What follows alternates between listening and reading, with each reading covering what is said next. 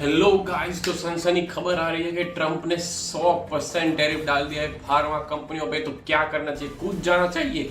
नहीं, कूदने का नहीं है।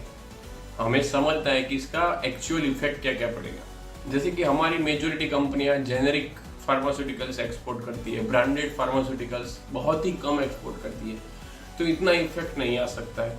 सेकंड चीज कि सन फार्मा, डॉक्टर रेड्डी, ये सारे शेयर हो गए, ये इस पे थोड़ा बहुत इफेक्ट पड़ेगा, पर हमें क्लोजली मॉनिटर करना पड़ेगा कि ये आगे जेनरिक पे आ रहा है कि नहीं आ रहा है, ये सारी चीज।